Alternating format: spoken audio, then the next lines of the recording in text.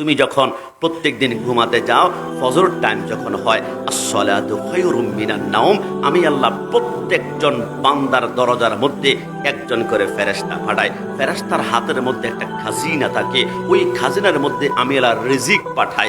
আমার বান্দার রিজিকের দরকার রয়েছে, সকালের নাস্তা, দুপুরের লাঞ্চ আর রাতের বেলা ডিনার। যখন বান্দা ফজরের সময় ঘুম থেকে উঠে নামাজ পড়ার জন্য মসজিদে যাবে, দরজা খুললো ওযু করার জন্য, দরজা খুললো মসজিদে যাওয়ার জন্য, আমার আল্লাহর ফেরেশতা বলে, আল্লাহ এর রিজিকগুলা কি করব?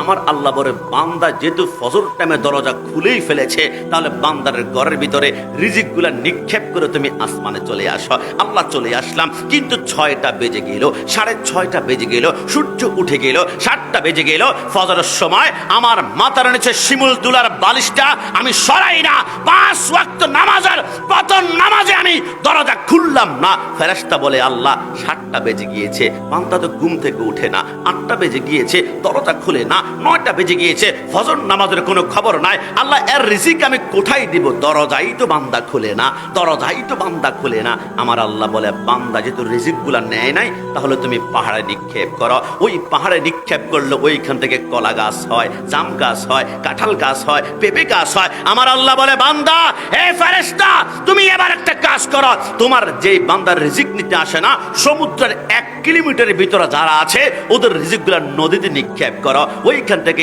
ইলিশ মাছ, কোরাল মাছ, লইট্টা মাছ আমার আল্লাহ উৎপন্ন করে একটা জাপান করে বলে, সুবহান।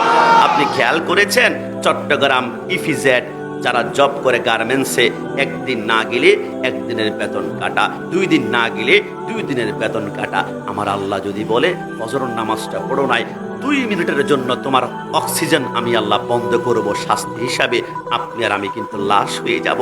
কিন্তু আমার আল্লাহ বলে, আমি যখন বান্দার উপর নারাজ হই, তখন তার অক্সিজেন কিন্তু আমি আল্লাহ নেই না। চট্টগ্রামের সবচেয়ে বড় হসপিটালের নাম হচ্ছে এভার কেয়ার হসপিটাল। 1 ঘন্টার অক্সিজেন কিনতে হলে 280 টাকা, 24 ঘন্টার অক্সিজেন কিনতে হলে 7,000 টাকা, 1 সপ্তাহের অক্সিজেন কিনতে হলে 49,000 টাকা, আর 1 মাসের অক্সিজেন কিনতে হলে 3.5 লক্ষ টাকা। আপনার বেতন কত? 30,000, 40,000, 50,000। আমার আল্লাহ যদি মাস শেষে বলে, বান্দা 1 মাসে 3.5 লক্ষ টাকার অক্সিজেন ব্যবহার করেছ, আমার বিল দাও, আমরা না খেয়ে জীবন চলে যাবে।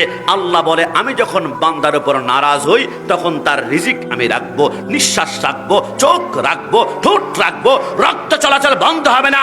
একটা চোখের ভিতরে 1,82,000 তার আছে, একটা তার বন্ধ করলে বান্দা চোখে আর দেখবে না, আমি আল্লাহ সেটাও নিব না।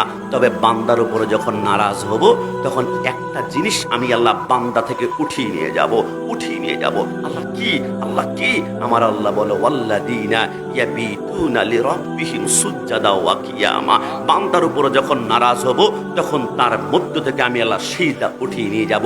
দোস্ত, নামাজ পড়বি না, আমার লুঙ্গিতে সমস্যা আছে, নামাজ পড়বি না, আমার প্যান্টে সমস্যা আছে, নামাজ পড়বি না, গতকালকে রাত্রে আমি গোসল করি নাই, নামাজ পড়বি না, আমার 5 ওভারের খেলা মাত্র 4 ওভার শেষ হয়েছে, আর 1টা ওভার শেষ করে আছি, নামাজ পড়বি না, আমার 90 মিনিটের ফুটবল খেলা 80 মিনিট গিয়েছে, আর 10 মিনিট বাকি আছে, নামাজ পড়তে মন চায় না, বিরক্ত।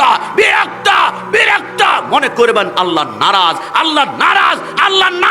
আর সেইটা যখন সুবহান রাব্বিল আলা 3 বার পড়েছেন, স্বাদ মিঠে না, 5 বার পড়েছেন, স্বাদ মিঠে না, 8 বার পড়েছেন, স্বাদ মিঠে না, 11 বার পড়েছেন, স্বাদ মিঠে না, মনে করবেন আল্লাহ জান্নাতের দিকে ডাকছে। যদি বলে সুবহান।